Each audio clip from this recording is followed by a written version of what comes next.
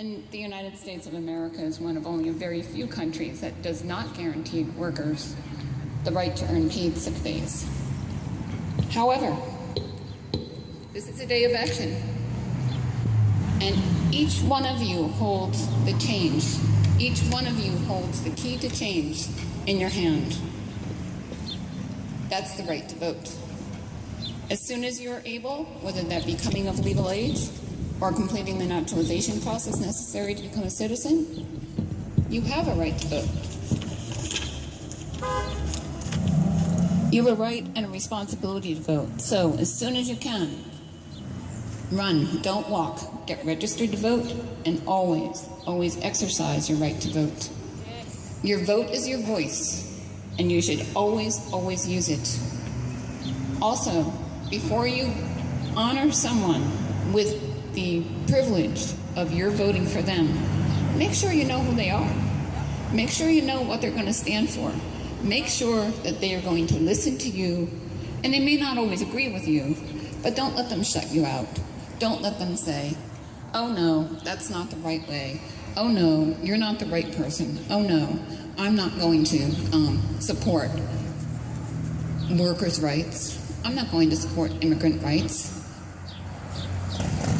Make sure you know who you're voting for. There are a number of people in this state that I know that when people find out how they voted, they say, how can that be? I trusted that person. You need to talk with those people ahead of time before you bestow your vote on them. Your vote is an honor. Your vote is a privilege. Make sure they earn it. Today is May Day. It's a time for celebrating the rights of workers and the rights of immigrants. It's a day of action. It's a day to renew our commitment and strengthen our resolve to make change. In a conference call yesterday, I heard Vice President Joe Biden say that persistence is the key to success in achieving equal rights and social justice for all. Let us stand together and renew our commitment and strengthen our resolve to work together to move forward. Sí, se puede. Thank you, Sylvia.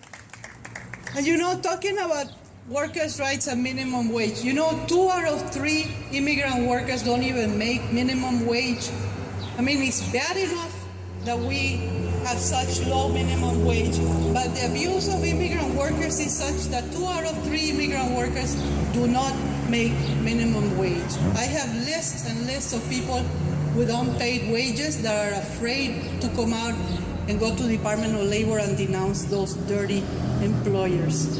I have tons of people that get injured at work and they're afraid and they suffer all kinds of abuse and they end up going home injured for life. A lot of the workers suffer so much abuse and everything goes unnoticed by your average person. You know, until we fix this problem with immigration, we're going to have a subclass of workers that are subject to abuse, and it's going to be an incentive for those dirty employers to keep hiring those people that are vulnerable to being exploited and vulnerable to just suffer all kinds of injuries and all kinds of abuse.